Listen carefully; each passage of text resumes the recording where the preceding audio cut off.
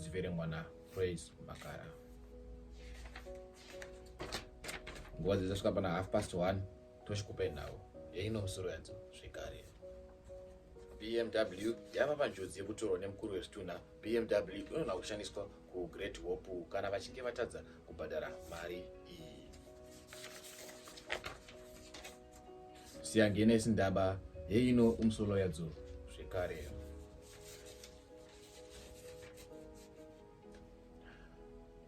naMoreboys Munetsi vazoona zvakakodzera kuti kana ivo Mr. Tytie vachinge vatadza kubhadhara mari yataurwa iyi 2 million rands zvakare ne100,000 rands yekukoti.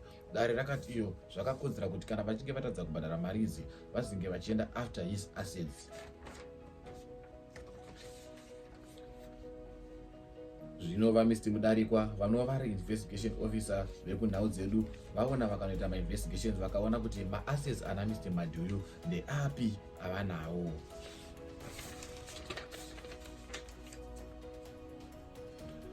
Mr. Dzudzura vatasa ma-assets ana Mr. Tytie vakaona Mr. Tytie vangore ma-assets mairi mumba mavo. Pama-assets mairi avanawo mumba mavo, i-asset rimwe chete rine value inogona kukwana 30,000 chete.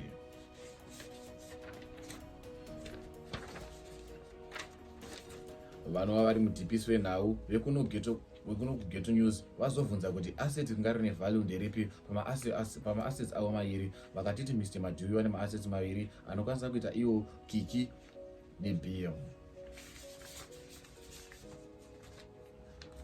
Vanova vari vapereveri vedzinhau dzekuno vazobvunza naMoreboys Munetsi mungade kutora asset Kiki here. Vakati aiwa asset handina basa naro, harina value, i-asset rakapera basa. Vakazoti ivo vanokwanisa kutora asset reBMW iro rinogona kukosa iro kumaaround 27 to 30,000.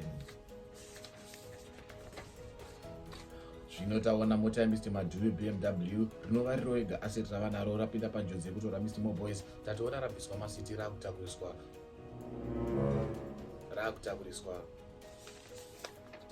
Stoka naMoreboys Munetsi.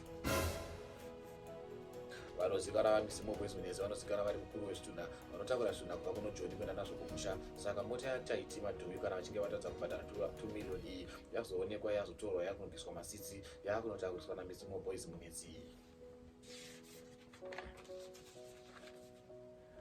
Tambonzwa pfungwa dzemafanzi dzavari kutaura. Mafanzi aMr. Tytie vari kuti Mr. Tytie vanorelaxa zvikurusa. Vamwe vatovapandukira, vamwe vakati takutova unfollower. Zviri kunzizwa mafollowers avo amuka akadonha ne1000. Vamwe vari kurwadzwa nekushushikana nekupwekana zvikuru nezvavakaita izvi vachiti mufana hafungi mhani asina respect for his elders. Zvii zvaari kuita izvi, uye mufana uyu kuita piri kwaari kuita kuri kumurelaxisa zvekuti asset roga roga raanaro muupenyu hwake ringori BM nerimwe asset rake rakapera basa rava asegai iro. Masters ari kuti naMoreboys Munetsi vapinda live mangwanani anhasi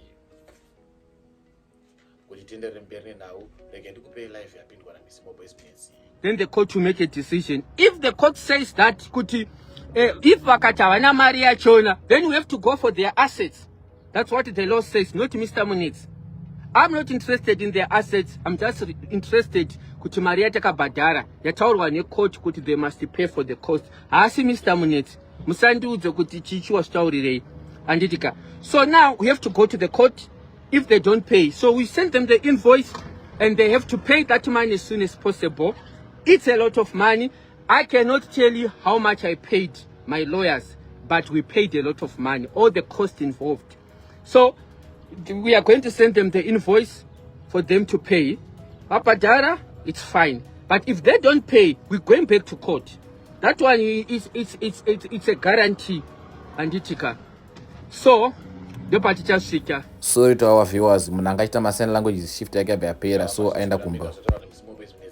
Tichatoenda for his assets kana achinge atadza kubhadhara mari iyi. Havana zvavakakwanisa kuita nekuti mari vakadhina maloya, vakadedza maloya vari kutoda mari iyoyo. Mari yakakwidza dzindege, mari iyoyo inotodzorwa pakare, mari dzavakashandisa dzinoda kutodzorwa pakare. Saka vakatadza vachatombotora asset ravo iroro vanotengesa mota yavo iyoyo Case Crusaders kuti vakwanise kurikavha dzimari dzavakashandisa.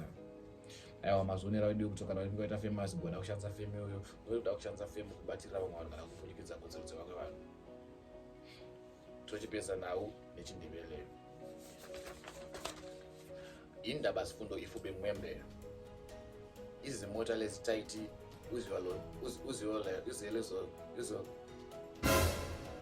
uMoreboys Munetsi uzotata le BM la Tytie yasitadza yangazi yesipeya imali yake ni aiwa tongomutenda indevele yachona aiwa yaramba kubuda aiwa zvaramba izvi zvaramba saka tongoda kutendene nhau dzamaterera tochikubatai panhau dzemanheru tichikupe maupdates kuti aiwa afamba sei mukuru weZBC Ghetto Boys Ghetto ZBC ari kuti ye kana manga musati masubscriber mubva mabaya subscribe button like comment mubva mashare tochikutendai tochikubatai muchikamu chinotevera.